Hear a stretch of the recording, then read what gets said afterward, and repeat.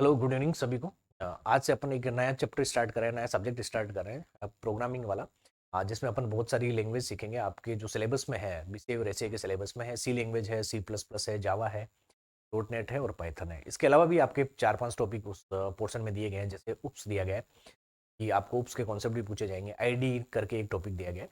तो ये जो पूरा का पूरा जो सब्जेक्ट है उसके आपको लगभग 10 क्वेश्चन मिलेंगे।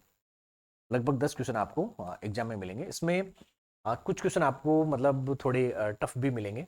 और जो ज़्यादातर क्वेश्चन है 5 से 6 क्वेश्चन वो आपको एवरेज मिलेंगे। टफ का मतलब ये है कि आपको कोई प्रोग्राम दिया हुआ रहेगा और प्रोग्राम में कुछ इनपुट दिए हुए रहेंगे, फिर आपको पूछेंगे कि इसका आउटपुट क्या आएगा। हो सकता है उसमें लूप हो या फिर ऐसे ऑपरेटर हो जिनकी हेल्प से आपका आउटपुट आएगा। तो इस आज की क्लास में अपन सी लैंग्वेज के बारे में सीखेंगे।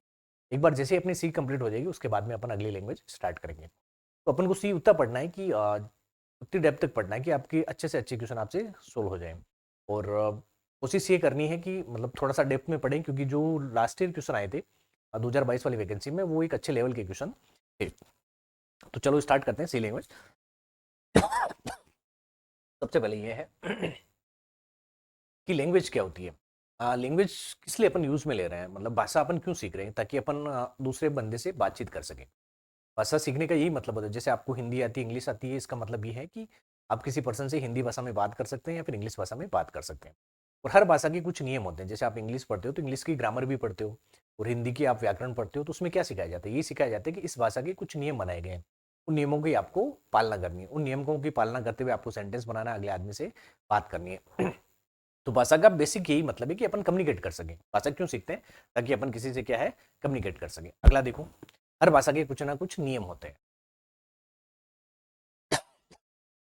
तो कंप्यूटर लैंग्वेज क्या है? कंप्यूटर लैंग्वेज ये है कि अपन को कंप्यूटर से कम्युनिकेट करना है। कम्युनिकेट करना है इन द सेंस, कम्युनिकेट का ये मतलब है जैसे मैं अपनी कार से या फिर अपनी बाइक से कम्युनिकेट कर रहा हूँ। इसका मतलब ये है कि मुझे अपनी कार या बाइक अच्छी तरीके से चलानी आती है। यहाँ पे काम मुझे पता है कि कहाँ पे उसका क्लच दबाना है, कहाँ पे मुझे ब्रेक लगाना है, कहाँ पे उसका एक्सीलेटर दबाना है। कम्युनिकेट का मतलब ये होता है कि मैं उसको ऑपरेट कर पा रहा हूँ।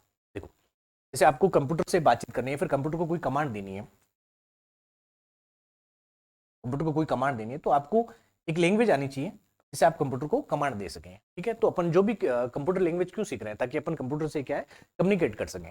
कंप्यूटर से कम्युनिकेट कर सकें। देखो, जैसे आपको ने कोई भी प्रोग्रामिंग लैंग्वेज लिखी है और उसमें कोई भी जो सेंटेंस लिखा है, मान लो एक जो सेंटेंस लिखा है, उस सेंटेंस को अपन बोलते हैं इसमें इंस्ट्रक्शन। क्या बोलते हैं? इंस्ट्रक्शन। इंस्ट्रक्शन का हिंदी में बोलते हैं अपन निर्देश। जैसे आपने बहुत सारी इंस्ट्रक्शन लिखी है, उसको बोलते हैं सेट ऑफ इंस्ट्रक्शन। और इन सेट ऑफ इंस्ट्रक्शन को प्रोग्राम बोला जाता है। क्या बोला जाता है? प्रोग्राम।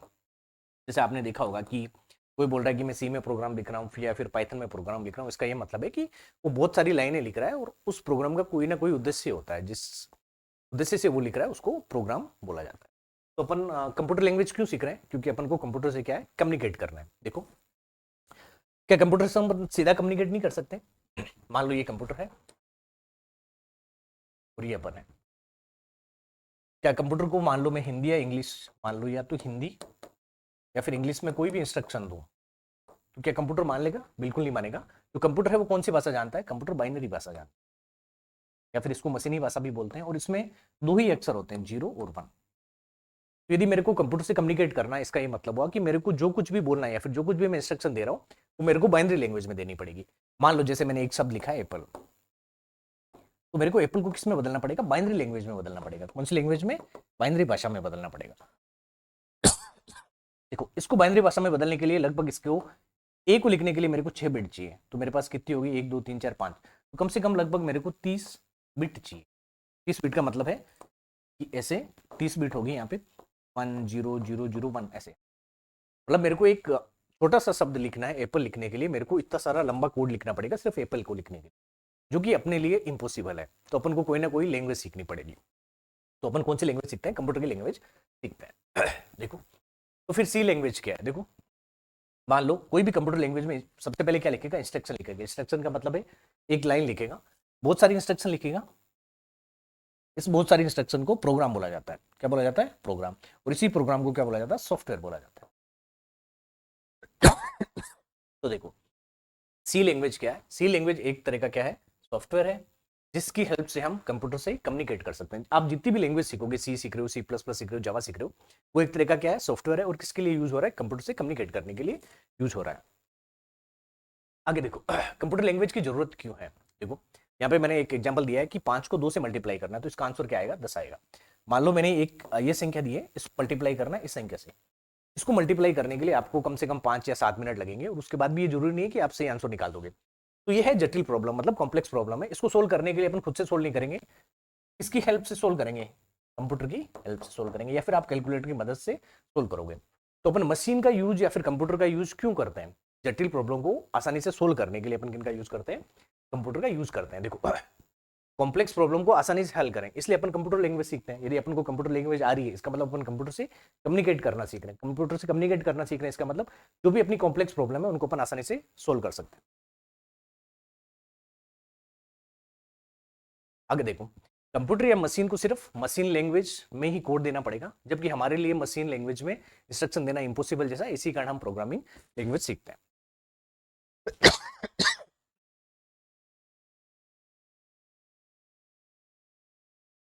ये आप हो, आपको बातचीत करनी है या फिर कम्युनिकेट करना है इस कंप्यूटर से, यह है कंप्यूटर। आपको पता है कि कंप्यूटर कौन सी लैंग्वेज जानता है? कंप्यूटर बाइनरी भाषा जानता है। तो आप सीधा बाइनरी भाषा में कोई कोड नहीं लिख सकते, तो ये आपके लिए रास्ता बंद हो गया। तो इसके लिए आप क्या करोगे? आप कोई भी प्रोग्रामिंग भाषा सीखोगे या फिर कंप्यूटर की लैंग्वेज सीखोगे। कोई भी प्रोग्रामिंग लैंग्वेज सीख लिया, कोई भी प्रोग्रामिंग लैंग्वेज सीख ली। कौन कौन सी है प्रोग्रामिंग? बहुत सारी लैंग्वेज है। मान लो आपने सी सीख ली, सी प्लस प्लस सीख ली, जावा सीख ली, डॉट नेट सीख ली, या फिर पाइथन सीख ली।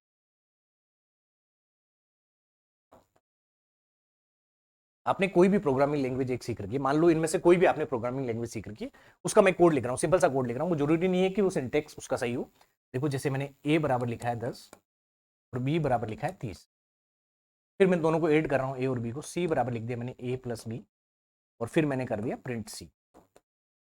देखो यहाँ पे मैंने एक छोटा सा कोड लिखा है, कुछ नहीं लिखा। ए में मैंने 10 दिया, बी में मैंने 30 दिया, फिर सी में ए और बी का योग किया, ए और बी को जोड़ा है, और फिर प्रिंट करा दिया सी को। मतलब आउटपुट में मेरा क्या आना चाहिए? सी आना चाहिए। आउटपुट में मेरा 40 आना चाहिए।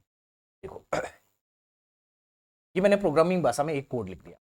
क्या ये वाला कोड कंप्यूटर समझ पाएगा? ये वाला कोड भी कंप्यूटर नहीं समझ पाएगा। क्यों? क्योंकि इंग्लिश भाषा में लिखा गया कोड है। जहाँ पे ए बी प्रिंट का यूज करो, ये भी इंग्लिश भाषा में लिखा गया कोड है, तो ये भी कंप्यूटर नहीं समझ पाएगा। अपन ने प्रोग्रामिंग लैंग्वेज सीखी, प्रोग्रामिंग लैंग्वेज सीखने के बाद अपन ने उसमें क्या लिख दिया? कोड। इस कोड को सोर्स कोड बोला जाता है। इस कोड को सोर्स कोड बोला जाता है। आगे देखो, तो अपने क्या करना पड़ेगा? इस सोर्स कोड को इस कंप्यूटर के समझने वाली लैंग्वेज में बदलना पड़ेगा। इस सोर्स कोड को यहाँ पे अपने पास क्या रहता है? कंपाइलर रहता है। कंपाइलर ये क्या करेगा? इस सोर्स कोड को लेगा और ऐसा का ऐसा एक प्रोग्राम बना देगा। लेकिन ये जो प्रोग्राम है बाइनरी लैंग्वेज में लिखा रहेगा। जैसे पहली लाइन कुछ ऐसे लिखी रहेगी 11011, ऐसा। दूसरी लाइन कुछ ऐसे लिखी रहेगी 100011, ऐसा कुछ लिखा रहेगा। ऐसी कुछ लाइन लिखी रहेगी। इसको बोला जाता है, ये जो कंपाइल के बाद ही अपन को कोड मिला है, ये कंप्यूटर क्या लेगा? इनपुट के रूप में लेगा। क्योंकि ये सारा का सारा कोड कौन सा है? बाइनरी लैंग्वेज में है। इस कंप्यूटर को इनपुट लेगा और इसके अकॉर्डिंग क्या करेगा? Output generate. तो देखो अपन ने सबसे पहले क्या सीखा? प्रोग्रामिंग लैंग्वेज सीखी। फिर प्रोग्रामिंग लैंग्वेज से अपन ने सेंटेंस बनाए। जैसे ही सेंटेंस बनाए तो इसको पूरा जो बहुत सारे सेंटेंस बन जाएंगे, तो उसको बोला जाता है प्रोग्राम। क्या बोला जाता है? प्रोग्राम। इस प्रोग्राम को अपन ने किसके पास भेजा? कंपाइलर के पास। कंपाइलर क्या होता है? कंपाइलर एक तरह का सॉफ्टवेयर होता है। क्या होता है? सॉफ्टवेयर होता है। तो क्या काम करेगा? सोर्स कोड को बाइनरी फाइल में बदलेगा, मतलब कंप्यूटर के समझने योग्य लैंग्वेज में बदलेगा। फिर ये फाइल कंप्यूटर इनपुट के रूप में लेगा और उसके अकॉर्डिंग क्या करेगा? आउटपुट जनरेट करेगा। ये चीज आई होगी आपको समझ में। एक खास बात और, ये जो कंपाइलर होता है ये प्लेटफॉर्म डिपेंडेंट होता है। क्या होता है? ये platform dependent. Platform dependent. Platform dependent का ये मतलब है कि मान लो ये ऑपरेटिंग सिस्टम पर डिपेंड करता है। मान लो आप विंडोज ऑपरेटिंग सिस्टम यूज में ले रहे हो, उसके लिए कंपाइलर अलग होगा। यदि आप दूसरा जैसे मैक का ऑपरेटिंग सिस्टम यूज में ले रहे हो, तो उसके लिए आपके लिए कंपाइलर अलग बनेगा। जो कंपाइलर है वो ऑपरेटिंग सिस्टम के अकॉर्डिंग चेंज होता रहता है। यहाँ तक आपको आया होगा समझ में कि आप सबसे पहले कोई भी लैंग्वेज सीखोगे, फिर उसके बाद में उसको कोड बनाओगे, फिर कोड को कंपाइलर को दिया जाएगा, कंपाइलर उस कोड को बाइनरी लैंग्वेज में बदलेगा, फिर ये बाइनरी लैंग्वेज है वो कंप्यूटर को मिलेगी, फिर आपको क्या मिलेगा?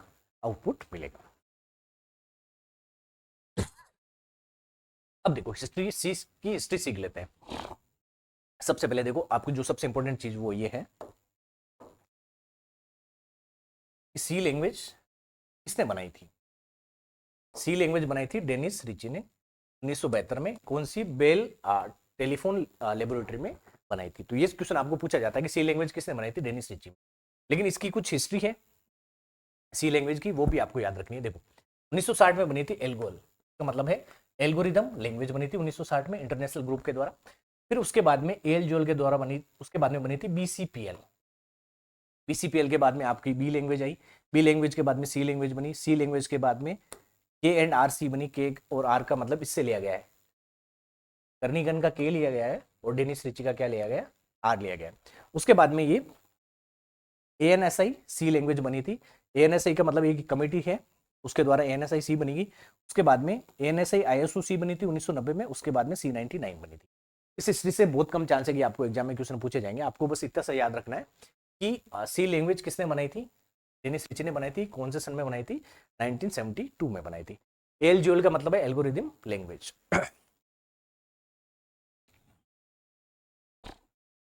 आके देखो, अब कोई भी अपन भाषा सीखते हैं, जैसे आप अंग्रेजी भाषा सीख रहे हो, तो अंग्रेजी भाषा कैसे सीखोगे? जैसे आपने बचपन में जब भी आप क्लास गए होंगे तो आपको सबसे पहले अल्फाबेट सिखाए होंगे, ABCD सिखाया होगा। उसके बाद में आपको मीनिंग याद करना सिखाया होगा, जैसे आप एप्पल की मीनिंग याद कर रहे हो, बॉय की मीनिंग याद कर रहे हो। उसके बाद में आपको सेंटेंस बनाना सिखाया होगा कि आपको सब्जेक्ट लेना है, फिर उसके अकॉर्डिंग हेल्पिंग वर्ब लेनी है, फिर वर्ब लेनी है, फिर ऑब्जेक्ट लेना है। उसके बाद में आपने पैराग्राफ बनाया। देखो अंग्रेजी भाषा कैसे सीखी अपने? सबसे पहले अपने अल्फाबेट सीखे, ए सीखा, बी सीखा, ऐसा सीखा। इन अल्फाबेट के बाद में अपन ने मीनिंग बनाना सीखी। जैसे अपन ने एप्पल की स्पेलिंग सीखी, के बाद में बॉय की सीखी, कैट की सीखी। ये सब सीखने के बाद अपन ने सेंटेंस बनाना सीखा। सेंटेंस बनाना सीखा, सेंटेंस बनाने के बाद अपन ने पैराग्राफ बनाना सीखा। इसी तरीके से तो आपने भाषा सीखी हुई। हाँ, यही है भाषा को सीखने का तरीका कि हर भाषा के सबसे पहले उनके अल्फाबेट को पकड़ा जाता है, अल्फाबेट सीखा जाता है। उसके बाद में उनके कुछ छोटे छोटे आपको शब्द बनाने सीखने होते हैं। शब्द बनाने के बाद आपको सेंटेंस बनाना सीखना होता है, और सेंटेंस बनाने के बाद आपको पैराग्राफ बनाना होता है। पैराग्राफ का मतलब पूरा पेज आप लिखते हो। अब देखो सी लैंग्वेज को सीखने का भी यही तरीका है। देखो सी लैंग्वेज में जैसे इंग्लिश में अल्फाबेट होते हैं, ए से लगा के जेड तक कुल 26 अक्षर होते हैं, लेकिन सी लैंग्वेज में अल्फाबेट तो होते ही हैं। अल्फाबेट का मतलब है ए से जेड। छोटी एबीसीडी और बड़ी एबीसीडी दोनों में होंगे, मतलब लोअर केस और अपर केस दोनों में होंगे। ठीक है। उसके बाद में नंबर, नंबर का मतलब है डिजिट, 0 से लगा के 9 तक, 0 1 2 3 4 5 9 तक। और उसके बाद में स्पेशल सिंबल, स्पेशल सिंबल का मतलब है आप @ यूज कर सकते हो, डॉलर यूज कर सकते हो, हैज यूज कर। ठीक है। ये अपने जैसे इंग्लिश में अल्फाबेट रहेंगे, उसी तरीके से सी लैंग्वेज में ये अल्फाबेट रहेंगे, A to Z भी रहेगा उसमें, नंबर भी रहेगा और स्पेशल सिंबल भी रहेगा। इन तीनों की हेल्प से अपन क्या सीखेंगे? ये बनाना सीखेंगे। कॉन्स्टेंट कैसे बनाते हैं, वेरिएबल कैसे बनाते हैं, और कीवर्ड कैसे बनाते हैं। एक बार अपन ने ये सीख लिया तो उसके बाद में अपन ये सीखेंगे इंस्ट्रक्शन कैसे बनाते हैं। इंस्ट्रक्शन का मतलब है कि अपन को कोई भी प्रोग्रामिंग लैंग्वेज में एक लाइन लिखना सीखेंगे सबसे पहले, कि एक लाइन प्रोग्रामिंग लैंग्वेज में कैसे लिखी जाती है। जब बहुत सारी लाइनें यहाँ पे इकट्ठी हो जाएगी, बहुत सारी लाइन लिख जाएगी, तो अपन बोलते हैं प्रोग्राम। अपन क्या बोलते हैं? सबसे पहले अपन यहाँ से स्टार्ट करेंगे कि सी लैंग्वेज में करेक्टर कौन कौन से यूज होते हैं। जैसे इंग्लिश लैंग्वेज में कौन कौन से करेक्टर यूज होते हैं, ए से लगा के जेड तक। यदि तुम्हें 26 अक्षर पता है तो तुम कोई भी स्पेलिंग लिख सकते हो, फिर सेंटेंस लिख सकते हो, और फिर पैराग्राफ लिख सकते हो। उसी तरीके से सी लैंग्वेज में ये होते हैं अपने पास करेक्टर। आगे नेक्स्ट, थोड़ी सी जुकाम खांसी है। चलो सबसे पहले देखते हैं करेक्टर सेट। तो अपन ने देखा कि 3 तरह के करेक्टर सेट अपन यूज में लेते हैं। पहला है अल्फाबेट। अल्फाबेट में कौन कौन से आएंगे? आपके पास ए से जेड आएगा जो कि अपर केस वाला है, और फिर लोअर केस में आएंगे ABC आके जेड तक। फिर उसके बाद में डिजिट 0 से लगा के 9, 0 1 से लगा के 9 तक आएगी। फिर कुछ स्पेशल सिंबल आएंगे, जैसे @ है, डॉलर, और भी स्पेशल सिंबल है, वो अपन यूज करेंगे। इसका मतलब ये हुआ कि ये वाले करेक्टर सेट है, इन्हीं 3 लोगों से मिलके आगे अपनी पूरी की पूरी सी लैंग्वेज बनी जाएगी। देखो क्या लिखा है, अल्फाबेट, डिजिट और स्पेशल सिंबल का प्रॉपर्ली जोड़कर अपन क्या क्या बना सकते हैं? कॉन्स्टेंट बनाएंगे, या फिर वेरिएबल बनाएंगे, या फिर क्या बनाएंगे? कीवर्ड बनाएंगे। ये तीनों बनाने के बाद अपन एक इंस्ट्रक्शन लिखेंगे। जब बहुत सारी इंस्ट्रक्शन लिख देंगे तो अपना क्या बन जाएगा? एक प्रोग्राम बन जाएगा। आगे देखो, सबसे पहले है अपने आइडेंटिफायर। आइडेंटिफायर किसे कहते हैं? आइडेंटिफायर का मतलब होता है नाम। जैसे आप कुछ भी चीज बना रहे हो, जैसे आपने वेरिएबल बनाया, तो उस वेरिएबल का कोई ना कोई आपको नाम देना पड़ेगा। वो नाम कैसे देंगे? जो आप नाम दोगे उसको क्या बोला जाएगा? आइडेंटिफायर बोला जाएगा। जैसे मान लो आपने एक फंक्शन बनाया, किसी भी तरह जोड़ने का फंक्शन बनाया, तो आपको उसको नाम देना पड़ेगा। आप कुछ भी नाम दे, जैसे मैंने उसका नाम दे दिया सम, ये इसका क्या, इसको क्या बोलते हैं? ये है आइडेंटिफायर। मतलब इस फंक्शन को किससे पहचाना जाएगा, किस नाम से पहचाना जाएगा, सम के नाम से पहचाना जाएगी। क्या उसके काम रहेगा, जो आपने इस फंक्शन के अंदर जो भी बॉडी में लिखा है ये उसका क्या रहेगा, काम रहेगा। आइडेंटिफायर का मतलब है कि आप कंप्यूटर में जो कुछ भी लैंग्वेज में जो कुछ भी बना रहे हो उसको आपको कुछ ना कुछ नाम देना पड़ेगा, उस नाम को क्या बोला जाता है, आइडेंटिफायर बोला जाता है। देखो आइडेंटिफायर यूजर द्वारा तय किए गए शब्द होते हैं जिनका इस्तेमाल वेरिएबल, एरे, फंक्शन, स्ट्रक्चर आदि को नाम देने के लिए किया जाता है। मतलब आप कुछ भी बना रहे हो, जैसे आप एरे बना रहे हो, स्ट्रक्चर बना रहे हो, या फिर वेरिएबल बना रहे हो या फंक्शन बना रहे हो, तो आपको कुछ नाम देना पड़ेगा, उस नाम को क्या बोलते हैं, आइडेंटिफायर बोलते हैं। जैसे आप, मेरा कुछ नाम है तो मेरा नाम आइडेंटिफायर हो गया, आपका जो नाम है वो आपके लिए आइडेंटिफायर हो गया। आइडेंटिफायर का कुछ मतलब, आइडेंटिफायर का यही मतलब है कि आप जो नाम दे रहे हो उसको आइडेंटिफायर बोला जाता है। अगला देखो, जैसे जब बच्चा जन्म लेता है, छोटा बच्चा होता है तो उसका नामकरण किया जाता है। तो अपने जो रिवाज है कि आप पंडित को बुला रहे हो या फिर जो कुछ भी अलग अलग मतलब धर्म या समाज में अलग अलग तरीके, तो फिर नामकरण बोला जाता है कि इस दिन पैदा हुआ है तो उसका नाम ए से स्टार्ट होना चाहिए, ए से स्टार्ट होना चाहिए, या फिर मान लो आर से स्टार्ट होना चाहिए, इस तरह के अपने हैं। तो देखो सी लैंग्वेज में नामकरण के कुछ 7 नियम है, इन नियमों की अपन को पालना करके ही कोई भी नाम बनाना पड़ेगा। देखो सबसे पहली चीज क्या है, आइडेंटिफाइड का नाम में क्या क्या हो सकते हैं, अल्फाबेट हो सकते हैं, नंबर हो सकता है और अंडरस्कोर। अंडरस्कोर का मतलब है ये, जैसे मैंने लिखा है ए अंडरस्कोर बी, जो माइनस होता है वो बीच में आता है, लेकिन अंडरस्कोर कहाँ पे आता है, नीचे। इसका मतलब ये हुआ कि उसके नाम में कौन कौन आ सकते हैं, एक तो अल्फाबेट आ सकते हैं, दूसरा नंबर आ सकते हैं और अंडरस्कोर आ सकता है। स्पेशल कैरेक्टर का एक ही बंदा आएगा, वो कौन है, अंडरस्कोर। मतलब आपके नाम में एट द रेट वगैरह नहीं लिख सकते, हैश नहीं लिख सकते। दूसरी चीज, जो पहला अक्षर होगा वो या तो अल्फाबेट होगा या अंडरस्कोर होगा।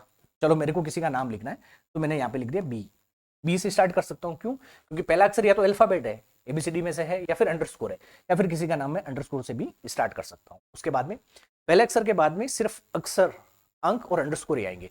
मतलब पहले, इसके बाद में क्या क्या आ सकते हैं आपके पास, अल्फाबेट आ सकते हैं ए से लगा के जेड तक, या फिर आप 0 से लगा के 9 तक अंक लिख सकते हो, या फिर अंडरस्कोर।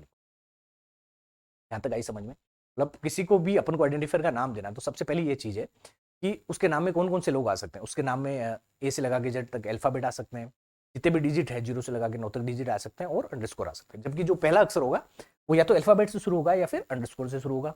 उसके बाद के जो अक्षर है उसमें अल्फाबेट आ सकते हैं, न्यूमेरिक वैल्यू आ सकती है और अंडरस्कोर आ सकता है।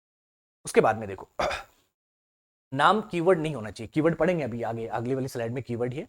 जो नाम है वो कीवर्ड का नाम नहीं होना चाहिए। अगला, सी लैंग्वेज एक केस सेंसिटिव भाषा है, उसमें अपर केस और लोअर केस का अलग मतलब है। जैसे मैंने कोई वेरिएबल का नाम दिया, जैसे मान लो कोई वेरिएबल का नाम दिया एप्पल, ठीक है, फिर एक दूसरे वेरिएबल का नाम दिया मैंने एप्पल। इन दोनों में फर्क है, क्योंकि ये जो है वो लोअर केस के, ये अपर केस के, इनका मतलब, इन दोनों का मतलब क्या है, दोनों का अलग अलग मतलब, ये दोनों सेम नहीं है। इसका मतलब ये हुआ कि लोअर केस और अपर केस के शब्दों को या फिर अक्षरों को अलग अलग समझा जाता है। अगली चीज, स्पेशल कैरेक्टर का उपयोग नहीं करेंगे, सिर्फ एक ही स्पेशल कैरेक्टर का उपयोग करेंगे, वो है अपने पास अंडरस्कोर। इसके अलावा कोई भी आप स्पेशल कैरेक्टर है उनका उपयोग नामकरण में नहीं करोगे। और जो मैक्सिमम साइज होगी वो 31 कैरेक्टर होगी। चलो देखते हैं, कुछ एग्जाम्पल से समझेंगे अपन।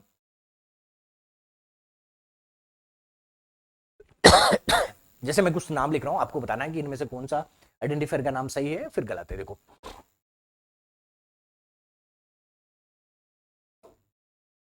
मैंने लिखा है अनिल @45, मैंने लिखा है रोहित 45, मैंने लिखा है @रोहित 45, यहाँ पे स्पेस है, खाली जगह है ना। फिर मान लो मैंने लिखा है अंडरस्कोर विराट एस, फिर मैंने लिखा है विराट 18। अब देखो जैसे 5 एग्जाम्पल है, इनमें से कौन कौन सा आइडेंटिफायर का नाम सही है फिर कौन सा गलत है। देखो सबसे पहली चीज, पहले वाला सही है गलत है, पहले वाला गलत है। पहले वाले सबसे पहले देखो, सबसे पहला अक्षर क्या होना चाहिए, अल्फाबेट होना चाहिए या फिर अंडरस्कोर होना चाहिए। यहाँ पे अल्फाबेट है, कोई दिक्कत नहीं है। बाकी के अक्षर में क्या क्या हो सकता है, कभी भी स्पेशल कैरेक्टर नहीं आएगा। यहाँ पे स्पेशल कैरेक्टर आ रहा है, ये कांड ये वाला गलत है। उसके बाद में अगला देखो, रोहित 45, पहला अक्षर है वो अल्फाबेट आ रहा है, कोई दिक्कत नहीं है। यहाँ पे व्हाइट स्पेस नहीं है, स्पेस नहीं है, बिल्कुल ये कंटिन्यूअस है ना। उसके बाद में देखो या तो अल्फाबेट आ रहे हैं या फिर नंबर आ रहा है, डिजिट आ रहा है, तो ये वाला नाम बिल्कुल सही है। उसके बाद में तीसरा देखो,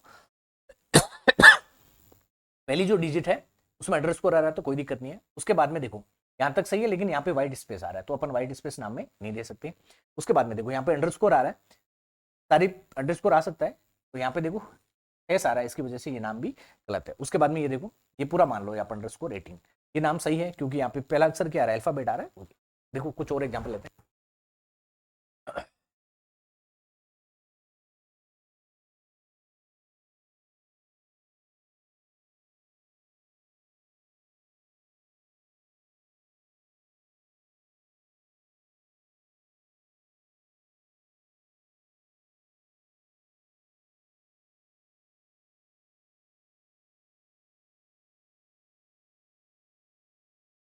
अब देखो इनमें से कौन कौन से सही है, कौन कौन से गलत है। सबसे पहली चीज देखो, पहला वाला सही है, गलत है। पहला वाला गलत है, क्यों? क्योंकि जो पहला अक्षर है वो कभी भी नंबर नहीं हो सकता, अल्फाबेट हो सकता है, अंडरस्कोर हो सकता है, ये वाला गलत हो गया। दूसरा देखो, यहां तक सही है, ये बीच में व्हाइट स्पेस भी नहीं है, तो ये वाला नाम अपन दे सकते हैं, यहाँ पे व्हाइट स्पेस नहीं है। उसके बाद में तीसरा देखो, ये वाला नाम सही है, गलत है, ये वाला नाम भी सही है, क्यों? क्योंकि पहला अल्फाबेट से शुरू हो रहा है, कहीं पे भी अपना स्पेशल कैरेक्टर यूज नहीं हो रहा है, तो ये वाला भी सही है। उसके बाद में देखो, ये वाला नाम गलत है, क्यों? क्योंकि यहाँ पे एट द रेट आ रहा है। उसके बाद में देखो, ये नाम गलत है, क्यों? क्योंकि एट द रेट आ रहा है उसके कारण, और सबसे पहला अक्षर तो अल्फाबेट कभी एट द रेट कभी हो ही नहीं सकता। तो आपको ये भी ध्यान रखना है कि आपको ऐसा क्वेश्चन आ सकता है एग्जाम में कि बहुत सारे आइडेंटिफायर के नाम दिए हुए रहेंगे, फिर आपको पता लगाना होगा कि इनमें से कौन सा सही आइडेंटिफायर है और कौन सा गलत आइडेंटिफायर है। अब देखो कीवर्ड्स क्या होते हैं। जब कोई भी लैंग्वेज बनती है, फिर कोई भी लैंग्वेज डेवलप होती है, तो जो लैंग्वेज के डेवलपर होते हैं, जो लैंग्वेज बनाने वाले होते हैं, वो पहले से कुछ कीवर्ड्स रखते हैं या फिर कुछ कीवर्ड्स रखते हैं, उनका पहले से कोई ना कोई मतलब रहता है, फिक्स मतलब रहता है। उस मतलब को अपन पूरी की पूरी लैंग्वेज में कभी भी चेंज नहीं कर सकते। मतलब उन जो शब्द यूज में किए हैं, उन शब्दों को अपन तभी यूज में लेंगे जब उनका वही मतलब निकले। जैसे देखो, कीवर्ड का मतलब समझो, देखो क्या होता है। एक आदमी है जिसका नाम है रमेश, इसके एक लड़का है जिसका नाम है कमल, दूसरा लड़का है जिसका नाम है दिनेश, और रमेश के अब तीसरा लड़का हुआ है, मान लो 5 दिन पहले हुआ है। अब रमेश को इस बच्चे का नाम रखना है, तो ये अभी कंफर्म हो गया कि इस बच्चे का नाम ना तो रमेश होगा, ना कमल होगा, ना दिनेश होगा। क्यों? क्योंकि इस घर में पहले से ये 3 नाम मौजूद हैं, तो ये इसका नाम कभी नहीं हो सकता। सेम उसी तरीके से कीवर्ड का मतलब ये होता है कि जब ये लैंग्वेज बनी थी, तो लैंग्वेज के डेवलपरों ने कुछ नाम फिक्स कर दिए थे कि ये 15, 20, 30 जो भी नाम है, उन्होंने फिक्स कर दिए थे कि ये नाम हमने यूज में ले लिए और इन नामों का ये मतलब है। तो आप कोई भी नाम यूज में लो, कोई भी नाम बनाओ, आइडेंटिफायर बनाओ, तो उनका नाम ये नहीं होना चाहिए। इसका मतलब होता है कीवर्ड। देखो, कीवर्ड को रिजर्व वर्ड भी बोला जाता है। कीवर्ड को क्या बोला जाता है? रिजर्व वर्ड भी बोला जाता है। आगे, ये प्री डिफाइंड वर्ड होते हैं तथा लोअर केस में लिखे जाते हैं। इन कीवर्ड को प्रोग्रामिंग में खास मतलब होता है, कुछ खास काम करने के लिए कुछ शब्द रिजर्व किए गए हैं। हम कीवर्ड का फिक्स्ड मीनिंग होता है जिसे हम बदल नहीं सकते। कीवर्ड का जैसे अपन बहुत सारे कीवर्ड आगे देखेंगे, जो कीवर्ड का जो मतलब रहता है वो पूरी की पूरी प्रोग्रामिंग लैंग्वेज में वही मतलब रहता है। ऐसा नहीं होगा कि उसका मतलब कभी चेंज होगा, ना अपन उसका मतलब चेंज कर सकते हैं। ऐसा कभी नहीं होगा कि मान लो इफ है, इफ का मतलब कुछ और निकाल दो, ऐसा मतलब नहीं होगा। इफ का जो मतलब डिफाइन किया गया है वही मतलब आपको पूरी की पूरी लैंग्वेज में यूज होगा। इनको कीवर्ड्स बोलते हैं। कीवर्ड्स का मतलब वो ऐसे शब्द जो प्रोग्रामिंग लैंग्वेज में आपको पहले से मिले हैं कि ये शब्द आपको मिले हैं और इनका ये मतलब है। आपको इन शब्दों को जहां यूज करना है यूज कर सकते हो, लेकिन इनका ना तो मीनिंग बदल सकते, ना इनको आइडेंटिफायर की तरह यूज कर सकते हो। देखो, सी लैंग्वेज में कुल 32 कीवर्ड्स है, 32 कीवर्ड्स है। कितने कीवर्ड्स हैं टोटल? 32 कीवर्ड्स हैं। देखो यहाँ पे एक कीवर्ड्स की लिस्ट दी गई है, ये आपको याद नहीं करनी है। समय के साथ साथ अपन सारे कीवर्ड्स पढ़ेंगे, जैसे जैसे समय बीतेगा आपको, जैसे जैसे लैंग्वेज अपनी कंप्लीट होती जाएगी, आपको सारे के सारे कीवर्ड अपने आप याद हो जाएंगे। आपको स्पेशल इनको याद करने की जरूरत नहीं है कि कौन कौन से कीवर्ड है, रटने की जरूरत नहीं है कि 32 कीवर्ड है उनको आप रट रहे हो अल्फाबेट से, बिल्कुल जरूरत नहीं है। जैसे जैसे अपन आगे बढ़ेंगे आपके सारे कीवर्ड यूज होते जाएंगे। आपको ये याद रखना है कि टोटल कितने कीवर्ड्स हैं सी लैंग्वेज में? 32 कीवर्ड्स। उसके बाद में देखो कॉन्स्टेंट क्या होते हैं। कॉन्स्टेंट का ये मतलब हुआ कि जैसे मेरे पास कोई भी है, ये ए है और ए का मान है मेरे पास 50। देखो क्या लिखा है, कोई भी ऐसा मान जिसे प्रोग्राम एग्जीक्यूशन के दौरान बदला नहीं जा सके उसे क्या बोलते हैं? कॉन्स्टेंट। ए का मान 50 है, इसका मतलब ये हुआ मैंने कुछ भी किया है प्रोग्राम में, लेकिन ए का मान हमेशा क्या रहेगा? 50 रहेगा। ए का मान कभी नहीं बदलने वाला, ए का मान हमेशा वही रहेगा। जैसे आप लोगों ने देखा होगा ना कि बहुत सारे ऐसे दोस्त होते हैं आपको जो मिलते हैं कि आपको 10 साल बाद भी उनको मिलो तो ऐसा लगता है कि वो बिल्कुल नहीं बदले हैं। मतलब वो जो जैसे पहले थे वो आज ही वैसे हैं। उनको क्या आप बोल सकते हो? कॉन्स्टेंट बोल सकते हो। सेम कॉन्स्टेंट ऐसे रहते हैं कि मान लो ए का मान 50 है, तो पूरे के पूरे प्रोग्राम में या फिर पूरे के पूरे एग्जीक्यूशन में आपको ए का मान वही मिलेगा, ए का मान कभी चेंज नहीं होगा। मतलब कॉन्स्टेंट उन्हें बोला जाता है जिनका ऐसा मान जिनका प्रोग्राम एग्जीक्यूशन के दौरान बदला नहीं जा सके, जिनको अपन बदल नहीं सके, उनको अपन क्या बोलते हैं? कॉन्स्टेंट बोलते हैं। नेक्स्ट देखो, टाइप ऑफ कॉन्स्टेंट। कॉन्स्टेंट कितने प्रकार के होते हैं? कॉन्स्टेंट 2 प्रकार के होते हैं। पहला न्यूमेरिक कॉन्स्टेंट। न्यूमेरिक कॉन्स्टेंट का मतलब है अपन 0 से लगा के 9 तक की बात कर रहे हैं। दूसरा है करेक्टर कॉन्स्टेंट। करेक्टर कॉन्स्टेंट का मतलब है अपन अल्फाबेट की बात कर रहे हैं, ए से लगा के जेड तक की। अभी तक अपन ने ये सीखा कि कांस्टेंट कौन होते हैं? वो लोग जिनका मान नहीं चेंज होता है, उनको क्या बोला जाता है? कांस्टेंट। और कांस्टेंट 2 प्रकार के होते हैं, पहला न्यूमेरिक कांस्टेंट और दूसरा है करेक्टर कांस्टेंट। न्यूमेरिक कांस्टेंट भी 2 टाइप के होते हैं, पहला होता है इंटीजर, दूसरा होता है रियल। इंटीजर का मतलब होता है इनमें दशमलव नहीं आता है, जैसे मैंने लिखा है 155, लिखा है 230, 40, जिन अंकों में दशमलव नहीं आता है वो क्या कहलाते हैं? इंटीजर कहलाते हैं। और रियल कांस्टेंट वो होते हैं जिनमें क्या आता है, दशमलव आता है, जिनमें क्या आता है, दशमलव आता है, जिनमें दशमलव आता है उनको क्या बोला जाता है, रियल कांस्टेंट बोला जाता है। जैसे मैंने लिखा है 121.5 या फिर मैंने लिखा है 157.9, तो ये किस तरह के कांस्टेंट हो गए, ये किस तरह के कांस्टेंट हो गए, रियल कांस्टेंट। दो न्यूमेरिक कांस्टेंट दो तरह के होते हैं, पहला इंटीजर और दूसरा होता है रियल कांस्टेंट। इंटीजर वो कांस्टेंट होते हैं जिनका मान दशमलव नहीं आता, जिनके मान में दशमलव नहीं आता है, और रियल कांस्टेंट वो होते हैं जिनके मान में क्या आता है, दशमलव आता है। फिर आते हैं करेक्टर कांस्टेंट। करेक्टर कांस्टेंट भी दो तरह के होते हैं, एक होते हैं सिंगल करेक्टर। सिंगल करेक्टर का मतलब है आप अल्फाबेट में से एक अक्षर को यूज में ले रहे हो, जैसे आपने ए को यूज में ले लिया, बी को यूज में ले लिया, सी को यूज में ले लिया, इनको क्या बोलते हैं, सिंगल करेक्टर कांस्टेंट। फिर है स्ट्रिंग। स्ट्रिंग का मतलब है एक से ज्यादा आप यदि अक्षरों को यूज में ले रहे हो, जैसे आपने ए बी सी करके बनाया, तो ये एक तरह की क्या होगी, स्ट्रिंग बन गई। एक अक्षर है तो क्या होगा, सिंगल करेक्टर। जब एक से ज्यादा अक्षर अपन यूज में लेंगे अल्फाबेट से, तो उससे क्या बन जाएगी, स्ट्रिंग बन जाएगी। तो अभी तक ये सीखा कि कांस्टेंट दो टाइप के होते हैं, पहला न्यूमेरिक और दूसरा करेक्टर कांस्टेंट। न्यूमेरिक में क्या है, इंटीजर है, ऐसे शब्द या फिर ऐसे अंक जिनमें दशमलव नहीं आता है। दूसरे है रियल। रियल का मतलब है कि जिनमें दशमलव आता है। उसी तरीके से करेक्टर कांस्टेंट भी दो तरह के हैं, पहले सिंगल करेक्टर जिनमें एक अल्फाबेट होगा, मतलब एक अक्षर होगा, और दूसरा है स्ट्रिंग। स्ट्रिंग का मतलब है एक से ज्यादा यदि आप अल्फाबेट को यूज करते हो तो उसको क्या बोला जाता है, स्ट्रिंग बोला जाता है। आगे देखो, सबसे पहले अपन पढ़ेंगे इंटीजर कांस्टेंट। ये संख्याओं से बने होते हैं, ये आपको समझ में आता है। इंटीजर कांस्टेंट किसके बने होंगे, संख्याओं से बने होते हैं, और इनमें दशमलव नहीं आता है, इनमें दशमलव नहीं आता है। अब देखो, ये भी तीन प्रकार के होते हैं, ये एग्जाम में क्वेश्चन पूछ सकते हैं, आपको ये ध्यान रखना है कि जो इंटीजर कांस्टेंट है वो भी तीन तरह के होते हैं। ये देखो, ये नंबर सिस्टम पे है। नंबर सिस्टम का लेक्चर आपको शायद कल या परसों में एक दिन मिल जाएगा। एक बार आप नंबर सिस्टम पढ़ लोगे तो आपको सी लैंग्वेज या फिर कंप्यूटर की जो भी आप पढ़ोगे बाकी के सब्जेक्ट, उनमें आसानी होगी। तो एक नंबर सिस्टम पे एक आपको मिल जाएगा अलग से वीडियो। तो देखो, इंटीजर कांस्टेंट कितने प्रकार के होते हैं, तीन प्रकार के होते हैं। पहला है डेसिमल, दूसरा है ऑक्टल और तीसरा है हेक्साडेसिमल। देखो, जो डेसिमल रहता है उसका बेस, बेस को क्या बोलते हैं, आधार बोलते हैं। वो क्या रहते हैं, आधार बोलते हैं। आधार क्या होता है, 10। आधार 10 होता है, इसका मतलब ये है इसमें कुल अंक कितने होंगे, कुल अंक होंगे 10। कौन कौन से अंक होंगे, 0 से लगा के 9 तक। 0 से लगा के कुल अंक कितने होंगे, 10। तो देखो, डेसिमल में कुल अंक होंगे 10, 0 से लगा के 9 तक, और ये पॉजिटिव और नेगेटिव दोनों वैल्यू लेता है। उसके बाद में है ऑक्टल। ऑक्टल का बेस, आधार कितना होता है, 8, मतलब कुल अंक कितने हो गए इसमें, 8। कौन कौन से, 0 से लगा के 7 तक। सबसे खास बात, जो भी ऑक्टल नंबर होगा वो किससे स्टार्ट होगा, 0 से स्टार्ट होगा। जैसे मैंने एक लिखा है 121, तो आप बताओ इनमें से वो डेसिमल में है, ऑक्टल में है, हेक्साडेसिमल है। यदि मैंने कुछ नहीं लगाया आगे तो किस में होगा, वो डेसिमल में होगा। किसमें होगा, डेसिमल में होगा। मान लो मैंने ऐसे लिखा है 0 121, इसका मतलब ये नंबर किस में लिखा गया है, ये ऑक्टल में लिखा है। ऑक्टल के जितने भी नंबर होंगे वो किससे स्टार्ट होंगे, 0 से स्टार्ट होंगे। ये आपको याद रखना है, ऑक्टल के नंबर किससे स्टार्ट होंगे, 0 से स्टार्ट होंगे। और ये भी पॉजिटिव और नेगेटिव दोनों को अलाउ करता है। उसके बाद में हेक्साडेसिमल। हेक्साडेसिमल में बेस कितना रहता है, 16, तो कुल का अंक कितने हो गए, 16।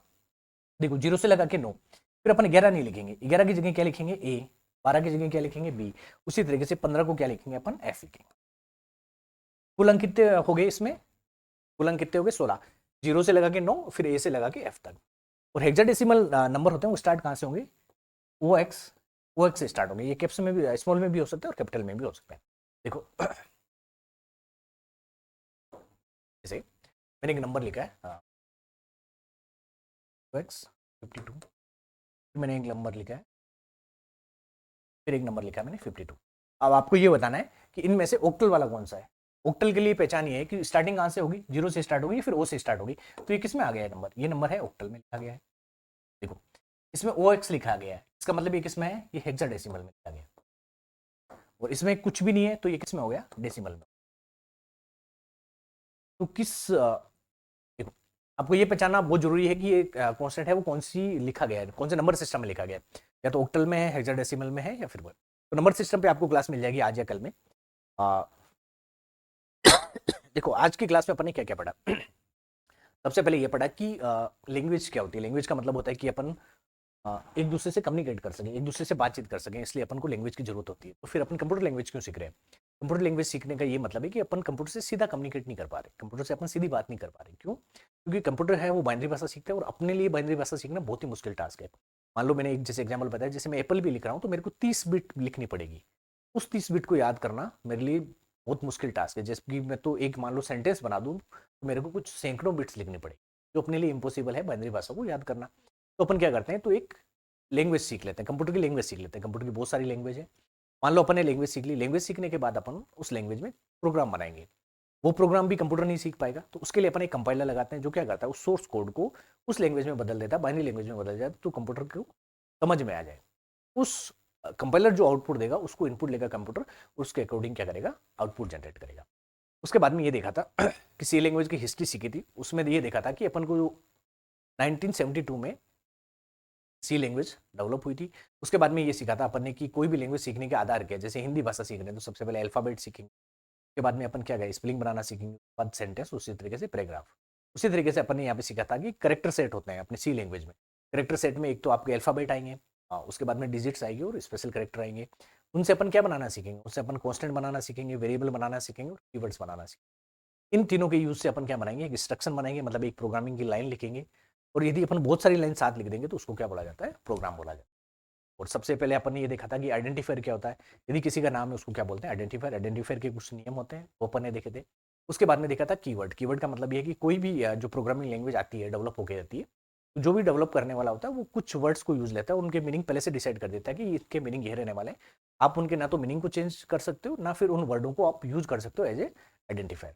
उसके बाद में अपन ने ये देखा था कि सबसे पहले अपन ने देखा था कॉन्स्टेंट्स। कॉन्स्टेंट क्या होते हैं, ऐसे जिनका मान कभी नहीं बदलता है। पूरे प्रोग्राम में आपको जो मान लो ए का मान 50 है तो ए का मान पूरा का पूरा 50 ही मिलेगा। फिर देखा था कि कॉन्स्टेंट दो टाइप के होते हैं, पहला होता है इंटीजर और दूसरा क्या होता है, करेक्टर कॉन्स्टेंट। जैसे इंटीजर कॉन्स्टेंट भी दो तरह के होते हैं और एक तो नंबर कांस्टेंट होता है। नंबर कांस्टेंट दो तरह के होते हैं, इंटीजर और रियल। इंटीजर वो वाले जिनमें दशमलव नहीं आता है, रियल वो वाले जिनमें दशमलव आता है। और करेक्टर कांस्टेंट की बात करें वो भी दो तरह के होते हैं, एक सिंगल करेक्टर और एक स्ट्रिंग। सिंगल करेक्टर का मतलब है अपन एक अक्षर यूज में लेंगे, एक अल्फाबेट यूज लेंगे, ए को ले लिया, सी को ले लिया, जेड को ले लिया, जिस। स्ट्रिंग का मतलब है जब अपन एक से ज्यादा डिजिट, एक से ज्यादा अल्फाबेट को यूज कर रहे हैं, अपने पास क्या बन जाती है, स्ट्रिंग बन जाती है। आज की क्लास में इतना ही, अगली क्लास में अपन फिर मिलेंगे। तो एक चीज और कि इस क्लास के बाद में जैसे आपके 5-6 क्लास हो जाएगी, फिर अपन एक बार प्रोग्रामिंग की तरफ बढ़ जाएंगे, तो उसके बाद में आपको एक एमसीक्यू मिलेगी, आपको ये चेक करने के लिए कि आपका क्या लेवल है अभी तक। और जिस हिसाब से पेपर आ रहा है, 2022 का पेपर था, आपको बहुत अच्छी मेहनत करने की जरूरत है। यदि आपको वीडियो अच्छा लग रहा है तो लाइक करें, शेयर करें और ज़्यादा लोगों को फैलाएं ताकि और लोगों को भी फायदा हो। धन्यवाद।